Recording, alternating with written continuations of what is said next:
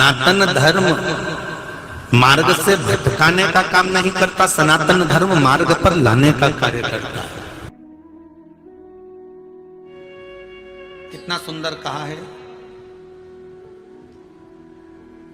शंकर भगवान को बेलपत्र चढ़ी हुई वापिस चढ़ सकती है, पर किसी भी देवता पर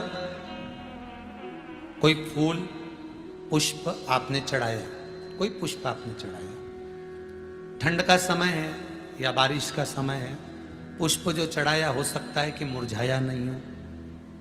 होता है ना ऐसा कभी कभी कि पुष्प मुरझाया नहीं हो, या उसमें ताजगी हो, सुंदर दिख रहा हो, बहुत अच्छा हो।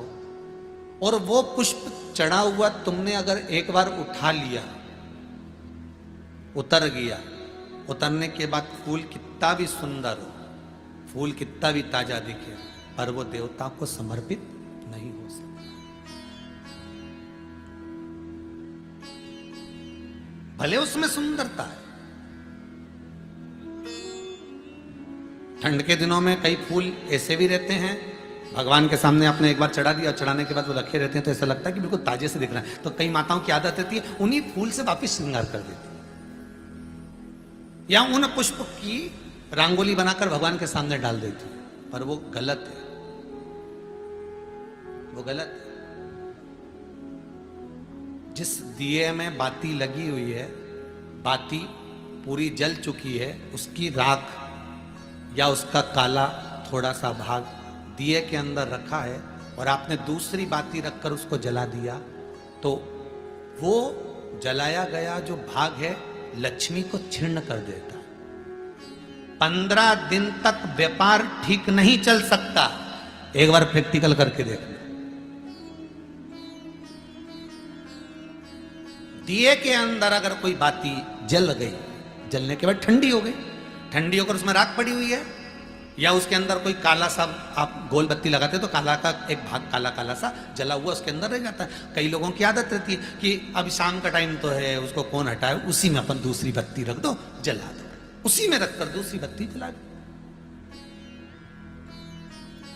भाग उसी में पड़ा हुआ है पुराना, और आपने दूसरी बत्ती अगर रखकर जला दी है, व्यापार होगा, व्यवसाय होगा, या फिर घर में रखा हुआ धन होगा, 15 दिन के लिए वो छिन्न होगा, वो जाएगा। पैसा टिकने वाला नहीं 15 दिन तक, चाहे कुछ भी कर लो, ठीक नहीं चल सकता व्यापार। तुम कितना भी दम लगा लो। कई लोग कहते भी होंगे कि हमारी दुकान तो 8 दिन तो अच्छी चलती है, 8 दिन के बाद नए क्या हो जाता है, 15 दिन अच्छी चलती, 15 दिन के बाद ना जाने क्या हो जाता है। तो उसमें गलती ढूंढो कि हम गलती क्या कर रहे हैं। नहीं तो व्यापार तो अच्छा चल रहा है, ग्राहक भी आ रहे हैं, सब कुछ होता है। जब 15 दिन ग्राहक आते हैं तो 15 दिन क्यों नहीं आते, 8 दिन ग्राहक आते हैं तो 8 दिन क्यों नहीं आते। उसके पीछे तुम्हारा कोई कारण होगा। फिर अपनी गलती को ढूंढो कि हमारी गलती क्या हो रही। या तो बहू है, या सास, या घर में रहने वाला कोई व्यक्ति, या घर के बच्चे दिए में दिया रखकर जला देते, मतलब उस बाती को फिर रखकर जला दिया, तो अब उसको तो तुम्हें भोगना है। अब उनको नहीं मालूम कि गलती क्या हो रही, गलती अपन कर रहे हैं, गलती अपनी है।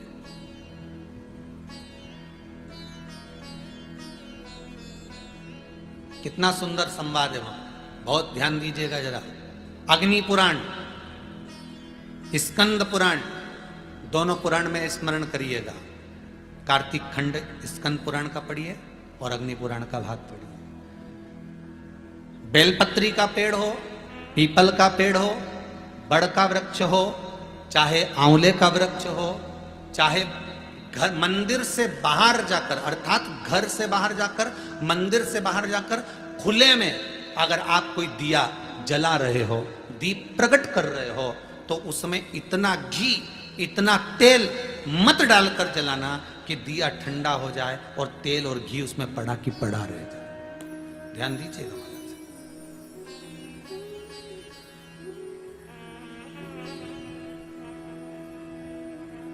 कई बार आपके साथ में भी हुआ होगा, आप दशा माता की पूजन करने गए हो, या पीपल की पूजन करने गए हो, या वृक्ष की पूजन करने गए, आंवले की पूजन करने गए, बेलपत्री का पूजन करने गए।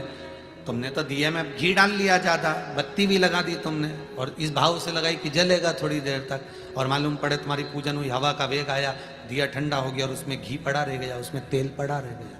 महाराज, जिस व्यक्ति ने दिया लगाया है, जिस व्यक्ति ने दीप लगाया हुआ है, और अगर वो कुंवारी अवस्था में है तो अकेला शरीर का कष्ट भोगता है, और अगर उसकी शादी हो गई होती है तो पति और पत्नी दोनों को शरीर का कष्ट भोगना पड़ता है। कहीं कमर दुखेगी, कहीं घुटना दुखेगा, कहीं पीठ दुखेगी, आंखों में जलन होगी, कहीं ये सिर का जो गले का भाग होगा, कान के पास का ये दुखना चालू हो जाएगा, ये पीछे का भाग दुखेगा। तो कई डॉक्टरों को दिखाओगे, इलाज देखो जरा, क्या सब हमें जांच कर लो, जांच में तो कुछ भी नहीं निकल रहा, दवाई भी खाते हैं, थोड़े दिन आराम लगता है, फिर वैसे हो जाता है। कारण निकालना है तो कारण ढूंढो कि हमारे पुराण क्या कर रहे हैं। कारण हमने खुद उत्पन्न करा है कि किसी वृक्ष की पूजन करी, उसमें तेल घी की मात्रा इतनी बढ़ा दी कि हम तो जब तक बैठे दिया जल रहा था, उठ के गए, हवा लगी, दिया ठंडा हो गया, और उसमें जितने समय तक वो घी और तेल पड़ा हुआ है, 15 मिनट, 10 मिनट, 25 मिनट, 50 मिनट, 1 दिन, 2 दिन, 4 दिन,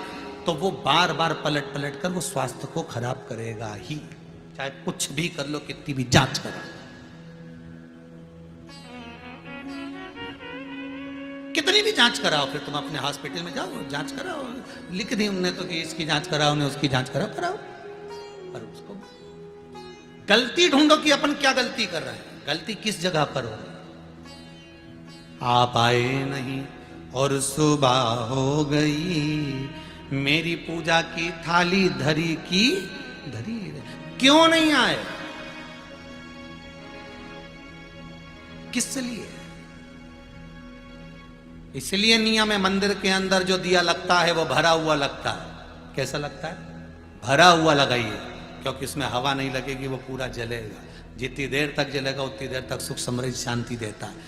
बाहर जो दिया लगाया जाता है, बत्ती को केवल भिंगो कर रखिए, या आप जितनी देर परिक्रमा कर रहे हैं, पूजन कर रहे हैं, उतनी देर घी की कटोरी साथ लेकर जाओ, उतना सा घी डाल दो जितनी जरूरत पड़े। पर तुम तो इतने समझदार कि पहले से घर में से दिया भर के चलो, तुम तो इतने समझदार कि घर से दिया भर के चलो, कटोरी में कौन ले जाए, सास के काय को ले जा रही है, कटोरी में भर के रहने दे, दिया भर ले एक बार का, लगा देंगे, लग देंगे, चलेगा जब तक चलेगा, अपन आ भी जाएंगे तो चलते रहेगा। जलते क्या रहेगा? हवा का वेग आएगा, बुझा देगा, ठंडा कर देगा, ठंडा करा, घी पड़ा रहेगा, तुम्हें कष्ट प्रदान करेगा।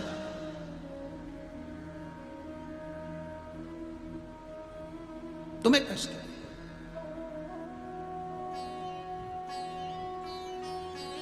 तुम्हें रोग प्रदान करेगा, दुख।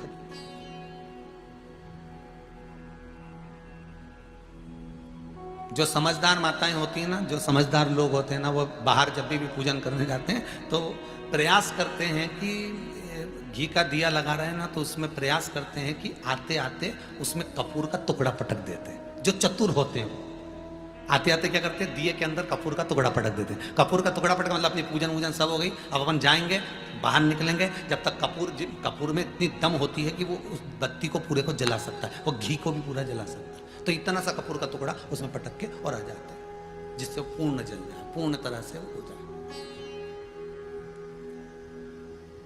उसकी पूर्णता है।